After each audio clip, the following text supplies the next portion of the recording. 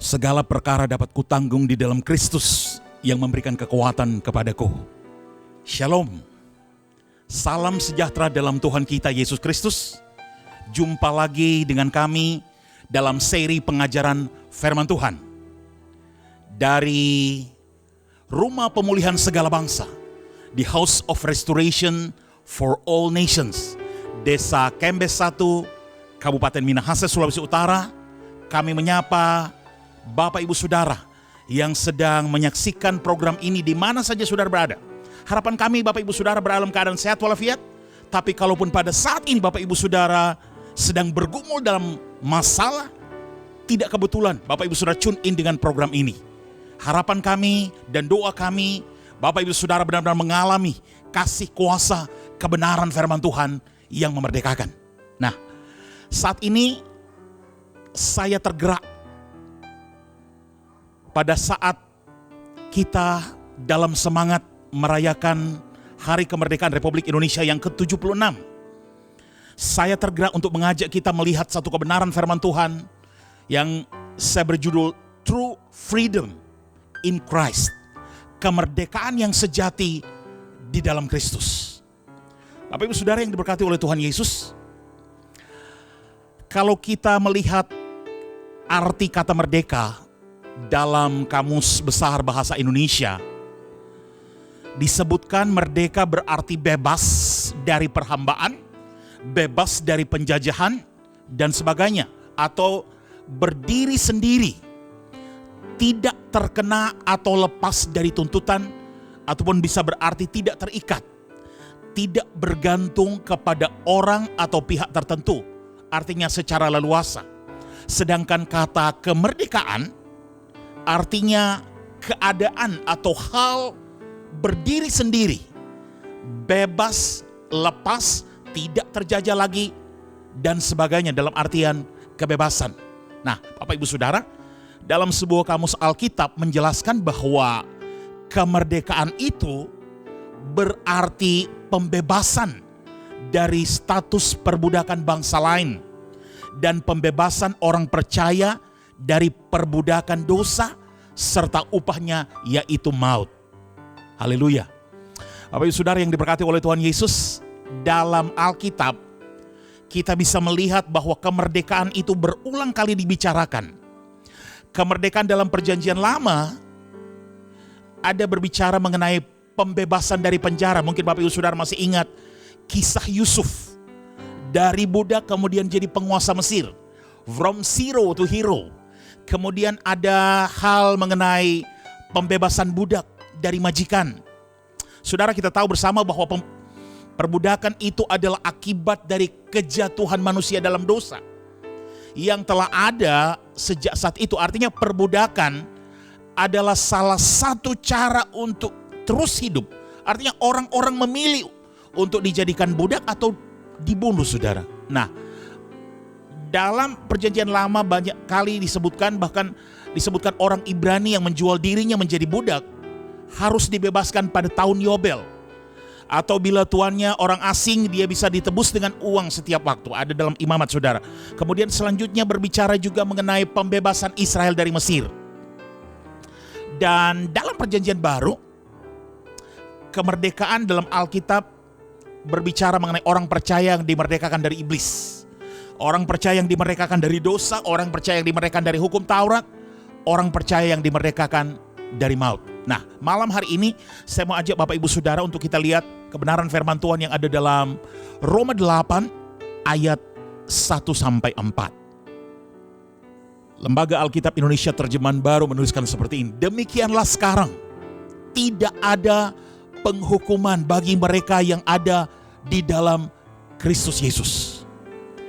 Roh yang memberi hidup telah memerdekakan kamu dalam Kristus dari hukum dosa dan hukum maut.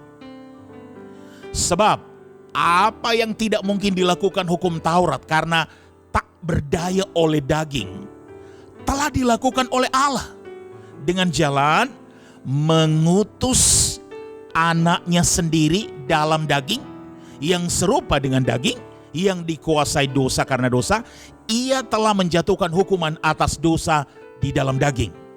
ayat 4-nya, dan tuntutan hukum Taurat digenapi di dalam kita yang tidak hidup menurut daging tetapi menurut roh. Bapak ibu saudara yang dikasihi oleh Tuhan Yesus, sebagai orang Kristen, Yesus Kristus telah memerdekakan kita dari musuh jiwa kita. Di dalam Kristus kita telah dibebaskan dari dosa, dari setan, dari penghukuman, saudara. Ketika Yesus dihukum mati dan dia disalibkan, itu adalah untuk kita. Ketika Yesus dibangkitkan dari kematian, itu untuk kita. Dia dibangkitkan untuk saudara dan saya. Kemenangan yang ia capai, kemenangan yang ia menangkan atas dosa, atas penyakit, atas kematian adalah milik saya dan saudara. Itu adalah milik kita. Ia menang atas dosa, menang atas sakit penyakit, menang atas kematian. Saudara, ketika kubur kehilangan kemenangannya dan maut kehilangan sengatnya, itu semua adalah untuk kita. Kemerdekaan untuk kita. Mari kita lihat satu kebenaran firman Tuhan. Paulus menulis dalam 1 Korintus 15 ayat 55 sampai 57. Hai maut, di manakah kemenanganmu? Hai maut, di manakah sengatmu?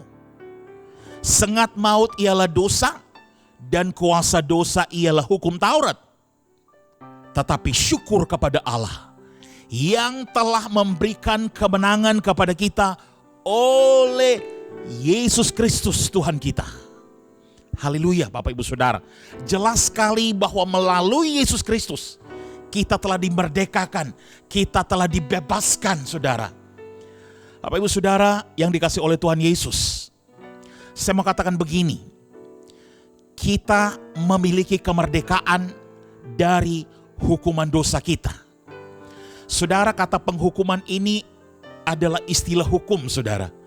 Dan itu mengungkapkan sebenarnya mengenai penghakiman Allah dalam kebenaran firman Tuhan yang kita baca. Artinya begini, semua manusia dilahirkan di bawah penghukuman karena sifat dosa warisan kita. Sifat dosa ini hadir di dalam diri kita karena Adam, saudara.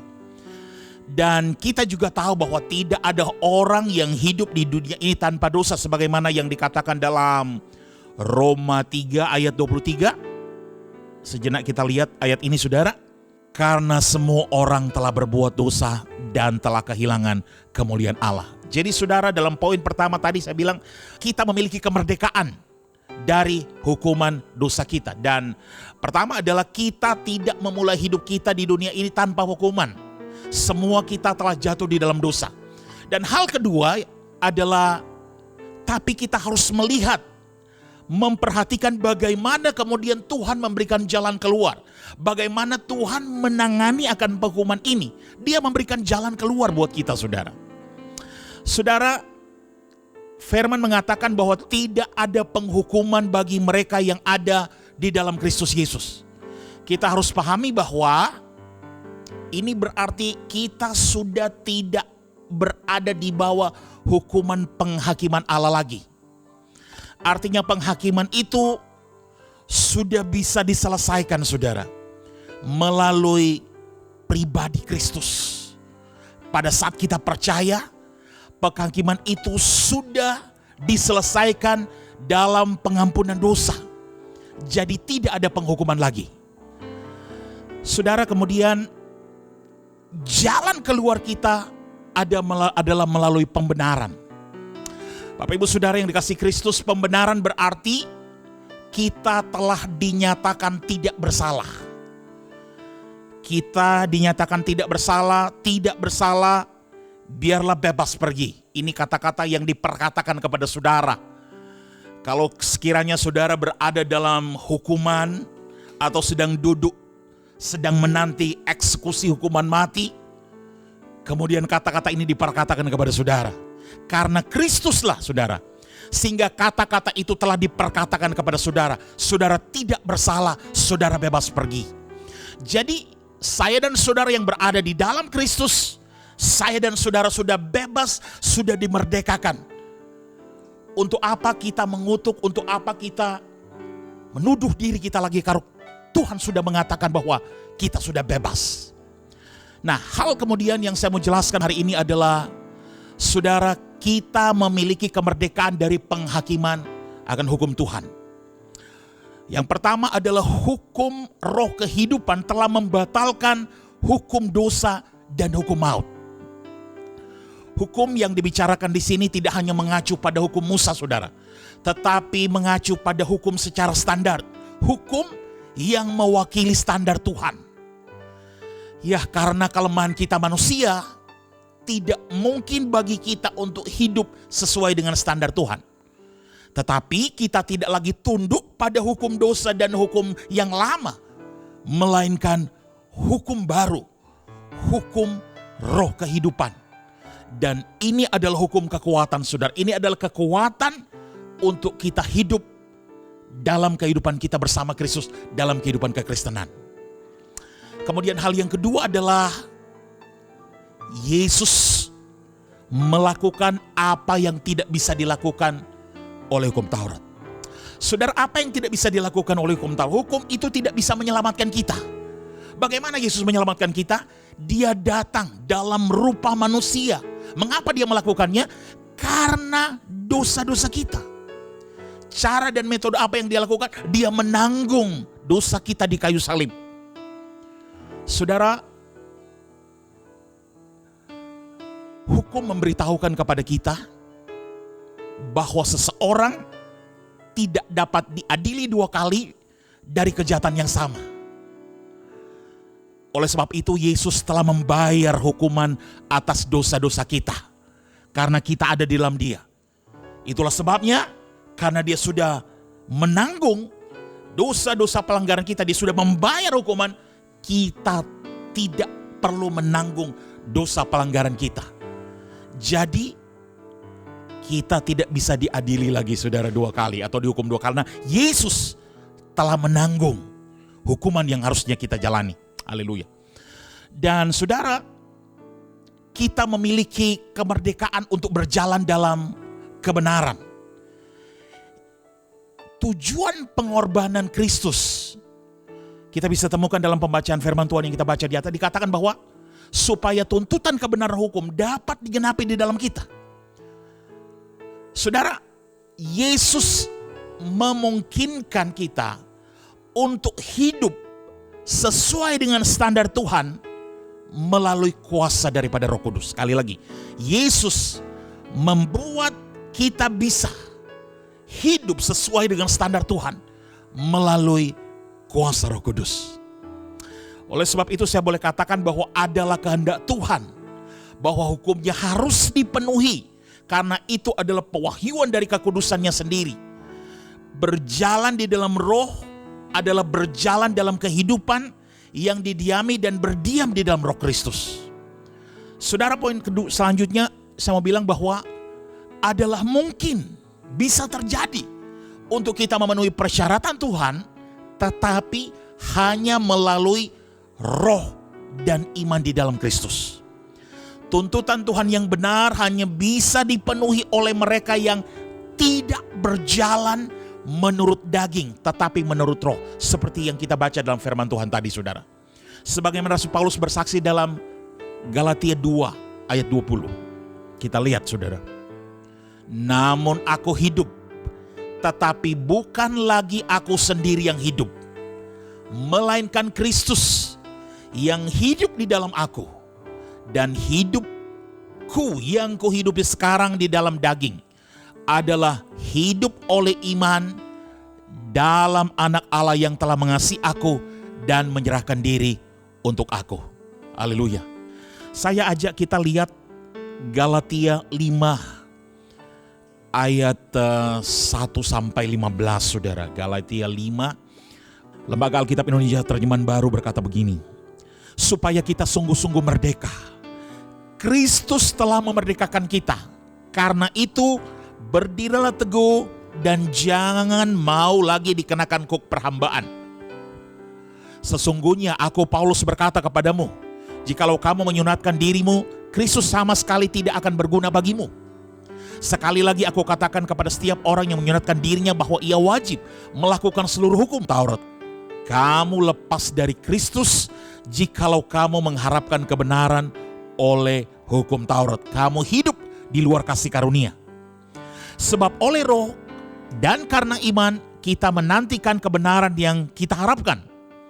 Sebab bagi orang-orang yang ada dalam Kristus Yesus, hal bersunat atau tidak bersunat tidak mempunyai sesuatu arti. Hanya iman yang bekerja oleh kasih. Dahulu kamu berlomba dengan baik. Siapakah yang menghalang-halangi kamu sehingga kamu tidak menuruti kebenaran lagi? Ajakan untuk tidak menurutinya lagi bukan datang dari Dia yang memanggil kamu. Sedikit ragi sudah menghamirkan adonan seluruh adonan. Dalam Tuhan aku yakin tentang kamu bahwa kamu tidak mempunyai pendirian lagi daripada pendirian ini. Tetapi barang siapa yang mengacaukan kamu, ia akan menanggung hukumannya, siapapun juga dia. Dan lagi aku ini saudara-saudara, jikalau aku masih memberitakan sunat, mengapa aku masih dianiaya juga? Sebab kalau demikian salib bukan batu sandungan lagi. Baiklah mereka yang menghasut kamu, itu mengembirikan saja diri.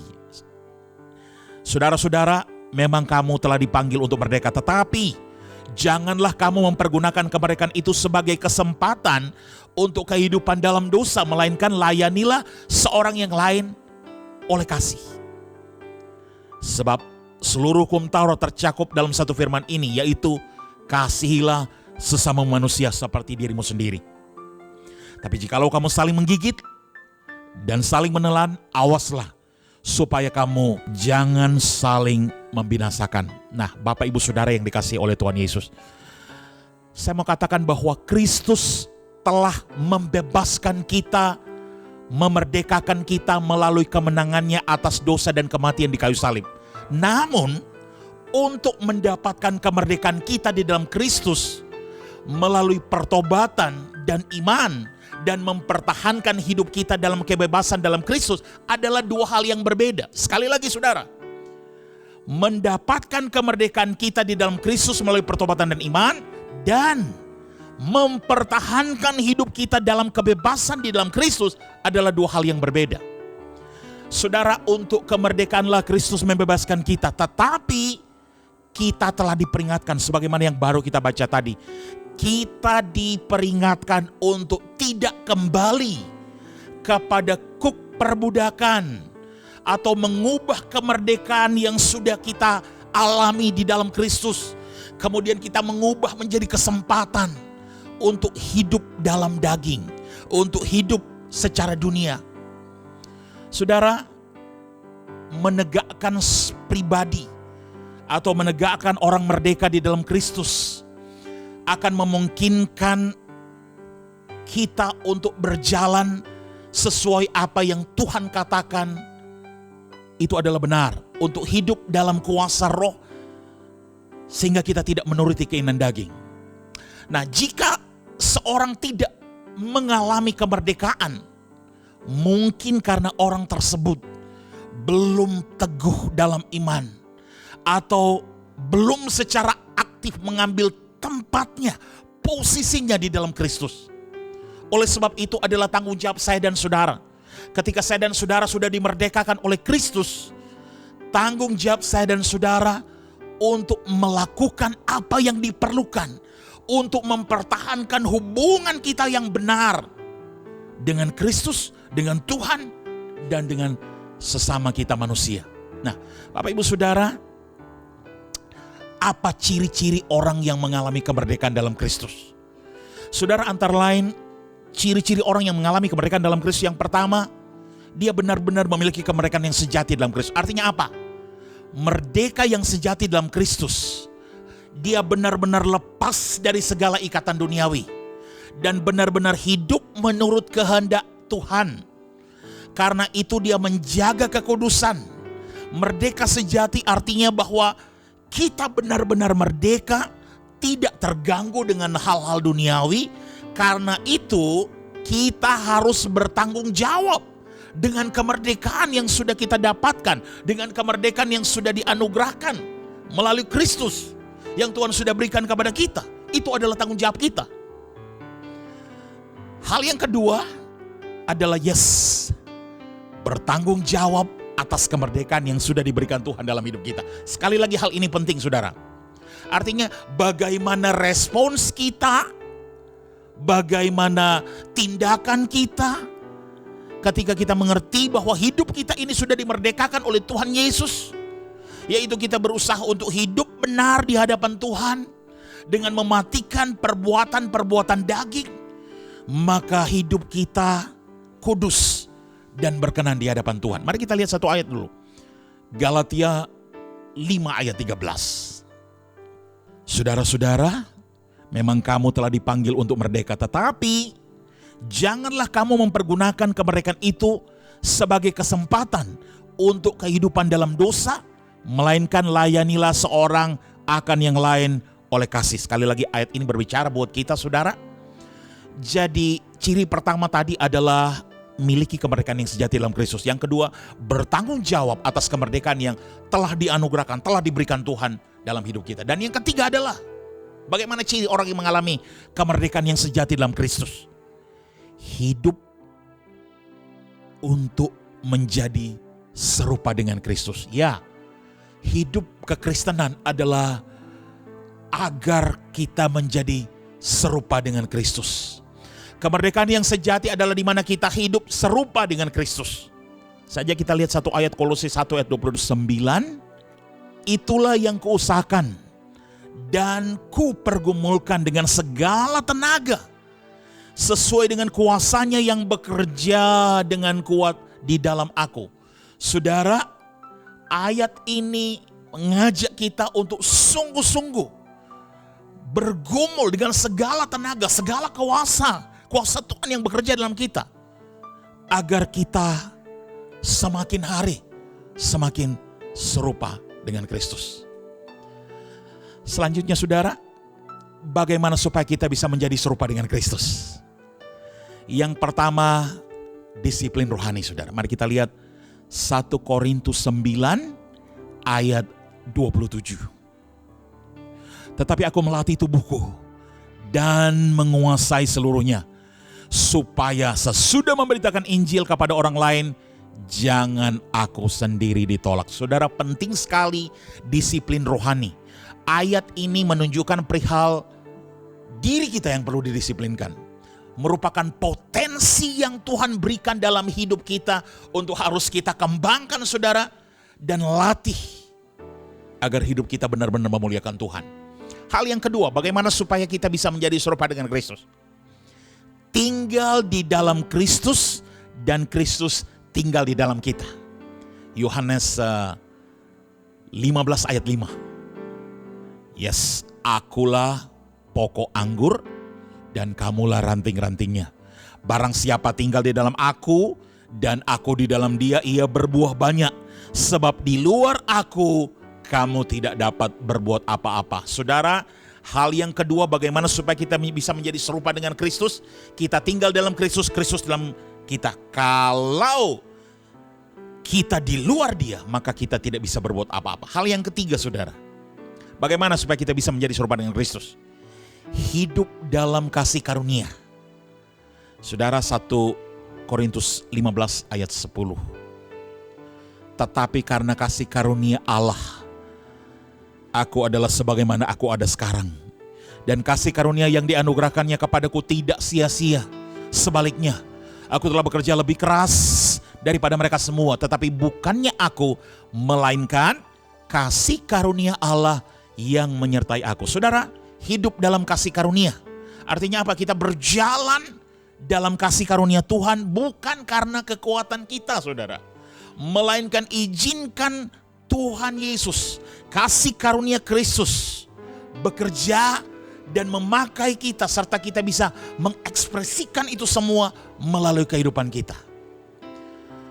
Bapak Ibu Saudara, bicara mengenai kemerdekaan yang sejati di dalam Kristus, erat hubungannya dengan kita harus memahami, kita harus tahu identitas kita di dalam Kristus. Sekali lagi Bapak Ibu Saudara, perihal kemerdekaan yang sejati di dalam Kristus Yesus, erat hubungannya. Kita harus mengerti benar, kita harus tahu akan identitas kita di dalam Kristus. Nah, Bapak Ibu Saudara yang dikasih oleh Tuhan Yesus, kalau kita lihat di dalam Alkitab, Tuhan sering mengubah identitas seseorang. Saudara mungkin ingat Gideon, saudara. Gideon pada waktu itu dia ketakutan luar biasa pada waktu berhadapan dengan orang Midian yang menjajah Israel pada waktu itu, sehingga ia bersembunyi mengirik gandum di tempat pemerasan anggur. Saudara, orang mengirik gandum harusnya di tempat pengirikan gandum. Orang memeras anggur harusnya di tempat pemerasan anggur, saudara. Tapi apa yang terjadi dengan Gideon? Dia mengirik gandum di tempat pemerasan anggur. Artinya apa? Salah tempat kah? Dia bersembunyi, dia lagi ketakutan dengan orang Midian. Dalam keadaan seperti itu tiba-tiba muncul malaikat Tuhan berkata, Gideon, engkau mighty man of valor. Engkau adalah pahlawan yang gagah perkasa. Gideon yang penakut diubah identitasnya oleh Tuhan menjadi mighty man of valor. Saudara, Abraham, Allah mengubah nama Abraham menjadi Abraham, saudara. Kita tahu mungkin ceritanya, saudara ya. Secara fisik mustahil bagi Abraham dan Sarai untuk memiliki keturunan. Tetapi kemudian Tuhan bilang kepada Abraham yang sudah lanjut usia, engkau adalah father of many nation. Bapa banyak bangsa, saudara. Saudara, jadi di dalam Alkitab kita bisa melihat bagaimana Tuhan mengubahkan identitas orang. Identitas ini, saudara, sangat penting. Identitas kita di dalam Kristus akan menentukan. Ketika kita mengerti benar akan identitas di dalam Kristus, maka menjalani kehidupan yang sungguh-sungguh merdeka di dalam Kristus akan mudah, saudara. Mari kita lihat Yohanes 1 ayat 12. Tetapi semua orang yang menerimanya diberinya kuasa supaya menjadi anak-anak Allah, yaitu mereka yang percaya dalam namanya. Saudara, perhatikan di sini. Semua orang yang menerimanya diberinya kuasa, saudara. Saya dan saudara adalah orang yang percaya kepada Kristus. Itulah sebabnya saya katakan tadi, Kristus telah memerdekakan kita. Saudara, saya dan saudara adalah menerima Kristus. Saat kita percaya Kristus, saat kita terima Kristus, kita diberi kuasa untuk menjadi apa? Anak-anak Allah. Jadi saya mau bilang di sini, identitas saudara adalah sebagai anak-anak Allah, sons of God. Nah, inilah sesungguhnya yang sedang dilawan, yang sedang diperangi oleh iblis. Makanya saudara, kita banyak berhadapan dengan macam masalah, banyak halangan, banyak problem, banyak menghantam saudara. Karena apa? Karena inilah identitas saudara sebagai anak-anak Allah yang diperangi oleh iblis. Saudara, iblis sangat takut dengan identitas saudara. Iblis takut kalau saudara bisa menemukan, mengenali siapa saudara di dalam Kristus. Kalau saya boleh katakan, saudara, salah satu pewahyuan yang paling penting dalam firman Tuhan adalah pada saat kita mengerti siapa kita di dalam Kristus. Dan ini akan menuntun kepada kemerdekaan kita yang sejati dalam Kristus. Artinya apa? Ketika saudara menemukan, ketika saudara mengenali identitas saudara sebagai anak-anak Allah, itu akan mengubah cara hidup, jalan hidup saudara. Ketika saudara menemukan, mengenali siapa saudara dalam Kristus, itu akan membuat saudara bangkit dan mengalahkan musuh. Musuh kita adalah iblis. Itu akan membuat saudara lebih kuat, lebih stabil menghadapi kehidupan ini. Apalagi dalam situasi pandemi ini, kita nggak tahu kapan akan berakhir. Tapi ketika saudara mengenal siapa Kristus di dalam saudara, siapa yang telah memerdekakan saudara secara sejati, itu akan membuat iman saudara bekerja lebih baik. Saudara akan lebih lagi menerobos dalam kehidupan. Saudara akan berjalan dalam level otoritas yang baru, yang lebih baru, saudara. Haleluya. Saudara, saya mau flashback sedikit. Kenapa Yesus dibunuh? Saudara, Yesus dibunuh bukan karena mujizat, bukan karena kesembuhan, bukan karena kelepasan yang dia lakukan, tetapi Yesus dibunuh karena identitasnya. Saudara, Lukas 22 ayat 67 sampai 71, ini cerita mengenai Yesus diperhadapkan di hadapan mahkamah agama. Ayat 67 bilang begini, katanya, Jikalau engkau adalah Mesias, katakanlah kepada kami. Jawab Yesus, sekalipun aku mengatakannya kepada kamu, namun kamu tidak akan percaya. Dan sekalipun aku bertanya sesuatu kepada kamu, namun kamu tidak akan menjawab. Ayat 69 bilang, mulai sekarang Anak Manusia sudah duduk di sebelah kanan Allah yang Maha Kuasa. Kata mereka semua, kalau begitu engkau ini anak Allah? Jawab Yesus, kamu sendiri mengatakannya bahwa akulah anak Allah. Ayat 71, lalu kata mereka, untuk apa kita perlu saksi lagi? Kita telah mendengar dari mulutnya sendiri. Saudara, ini percakapan yang terjadi di Mahkamah Agama pada waktu itu. Saudara, saya mau bilang begini, ketika Yesus dihakimi, banyak yang mereka lakukan. Ada yang menampar Yesus, memukul Yesus, mengolok-olok Yesus, meludahi Yesus. Dan Yesus tidak berkata satu kata pun. Tapi ketika mengenai identitas, Yesus membela identitas. Saudara, iblis sangat marah karena ia tidak ingin ada siapapun yang diidentifikasi sebagai anak Allah. Di dunia di mana kita hidup ini, mereka yang berdiri bersama Allah, iblis marah. Mereka yang menyatakan ya kepada Yesus, iblis marah. Mereka yang mengatakan saya miliknya Yesus, iblis marah. Saya mau katakan Bapak Ibu Saudara, iblis tidak memerangi saudara untuk hal lain apapun. Iblis melawan memerangi saudara karena identitas saudara. Iblis memerangi saudara karena saudara mengatakan ya kepada Tuhan. Makanya saudara harus berdiri kuat. Saudara harus mengenakan seluruh perlengkapan senjata Allah. Karena ini adalah peperangan atas identitas saudara. Saudara, iblis tidak mau kalau saudara bisa menemukan siapa saudara dalam Kristus. Iblis tidak mau kalau saudara bisa menemukan identitas saudara dalam Kristus. Karena apa? Sekali lagi iblis takut. Karena saya mau bilang begini, karena identitas saudara jauh lebih besar dari seluruh dunia. Di hadapan Tuhan, bukan berapa banyak, berapa besar yang saudara miliki. Di hadapan Tuhan, bukan berapa banyak, berapa besar kekayaan yang saudara, kehebatan saudara. Tapi identitas saudara sebagai anak Allah, itulah yang menentukan kebesaran saudara. Tahukah saudara bahwa identitas saudara tidak berasal dari dunia ini? Identitas saudara tidak berasal dari dunia ini. Saudara diciptakan segambar dengan rupa Allah. Saudara adalah anak-anak Allah, sons of God, daughter of God juga of course ya. Itulah sebabnya iblis memerangi saudara. Karena rahasia yang membuat Yesus begitu luar biasa dan penuh kuasa itu karena identitasnya saudara. Itulah rahasia yang sebenarnya dicari-cari dan ditunggu-tunggu, dinanti-nantikan oleh iblis. Iblis sedang mencari rahasia itu, dan pada saat Yesus berkata, I am the Son of God, iblis berpikir, kalau aku bunuh dia, maka Allah tidak akan punya anak lagi. Kira-kira begitu iblis berpikir saudara.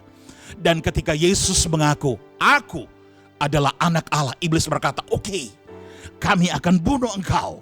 Dan lihat apa yang terjadi. Oh, Bapak Ibu Saudara yang dikasihi Tuhan. Tapi iblis tidak pernah tahu rencana Tuhan.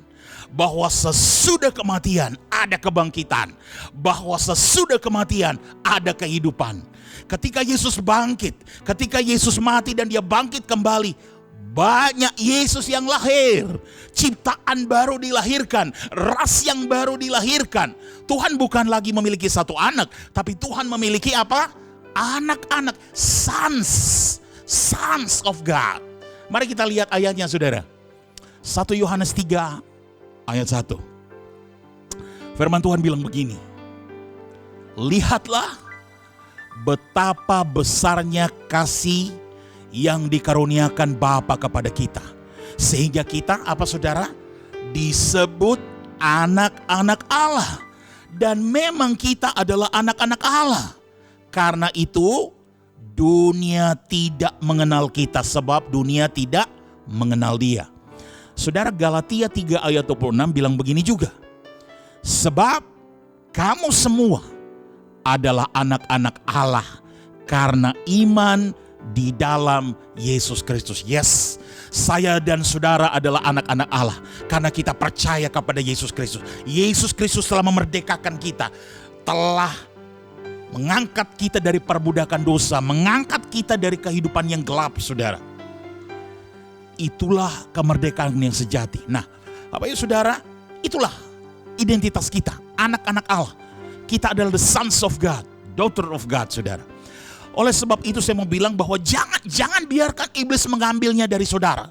Jangan biarkan masalah, problem apapun mengambil identitas itu dari saudara. Jangan biarkan hambatan, tantangan mengambilnya dari saudara. Lindungi identitas saudara.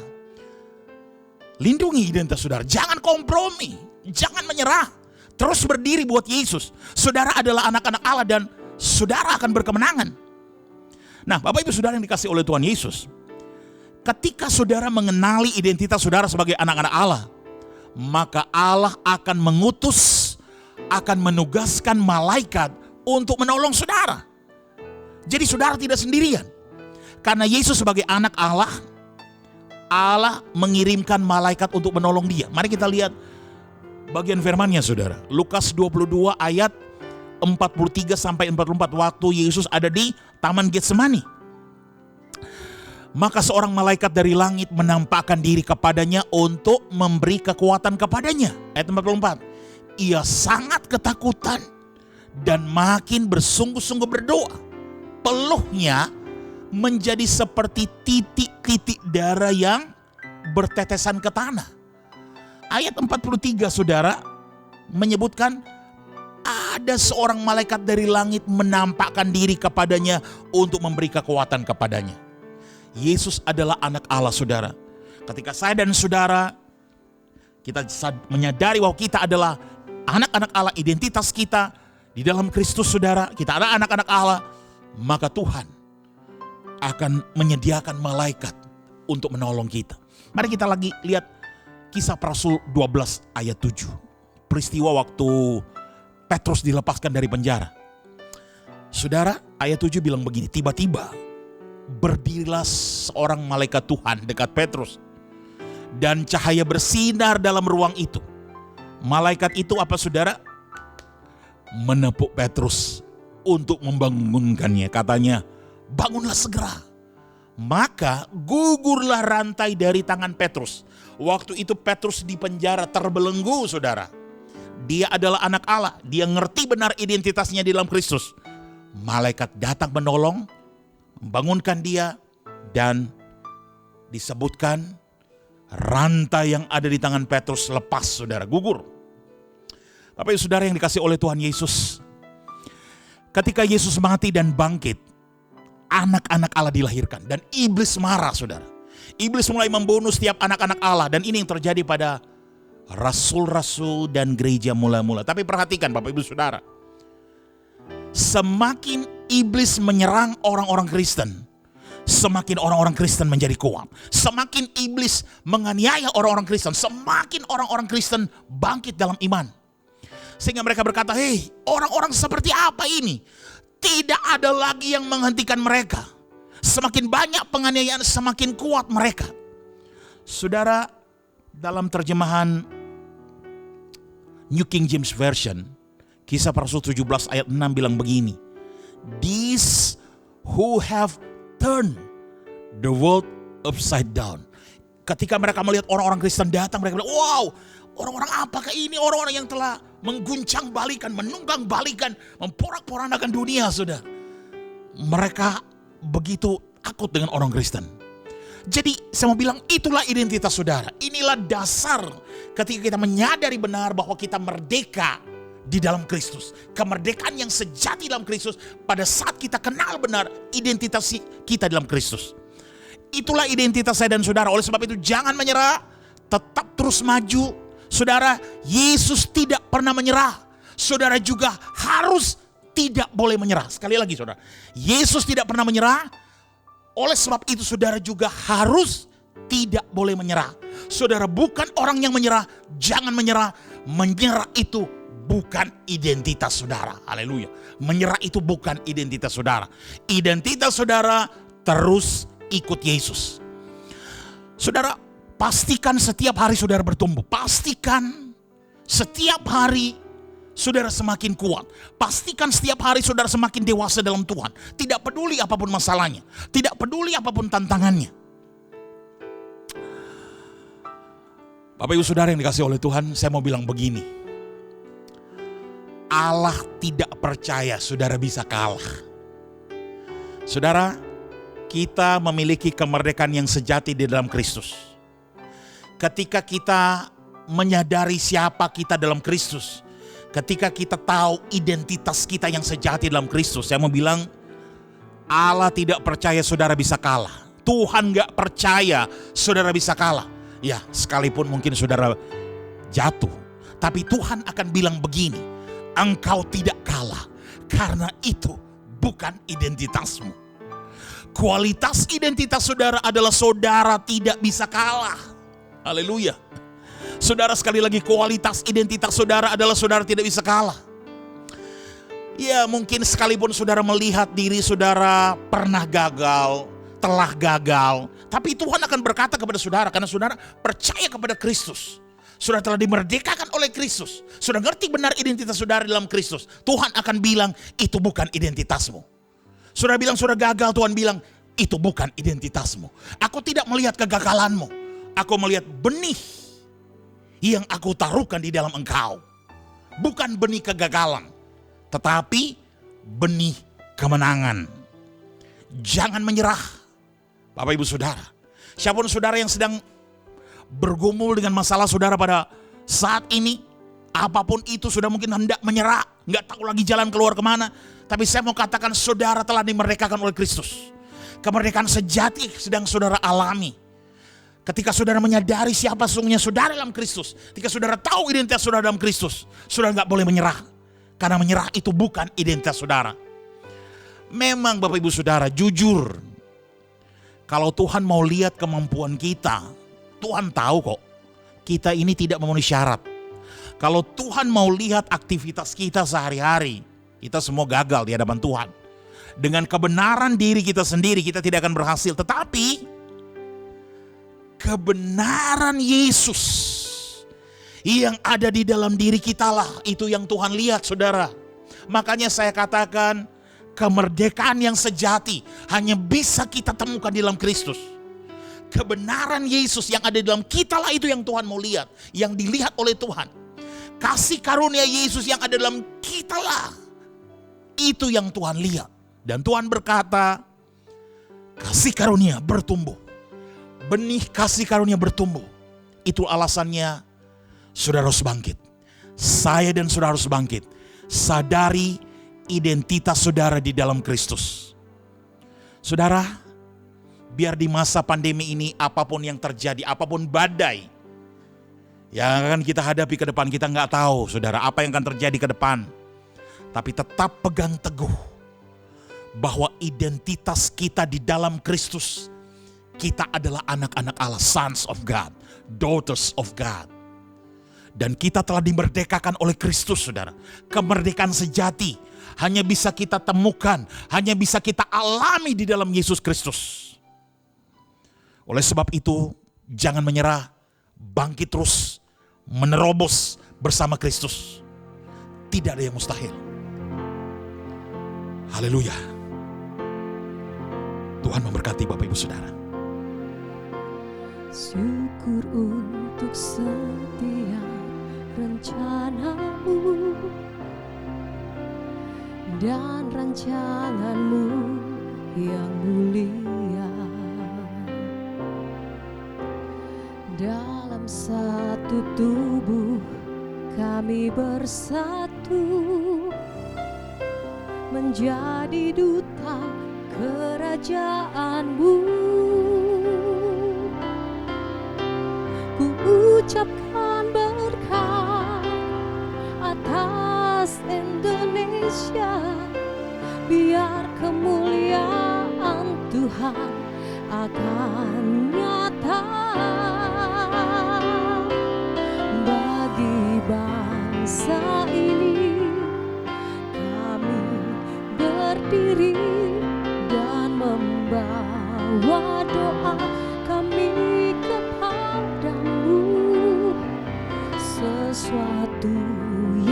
besar pasti terjadi dan mengubahkan negeri kami. Hanya nama-Mu Tuhan ditinggikan atas seluruh bumi. Kami tahu hati-Mu Tuhan ada di bangsa ini.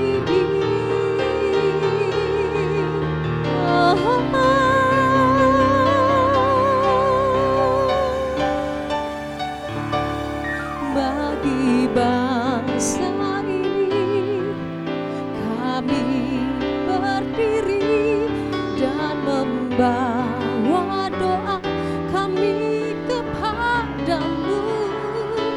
Sesuatu yang besar pasti terjadi dan mengubahkan negeri kami. Hanya nama-Mu Tuhan ditinggikan atas seluruh bumi. Hanya nama-Mu Tuhan ditinggikan atas seluruh bumi. Hanya nama-Mu Tuhan ditinggikan atas seluruh bumi.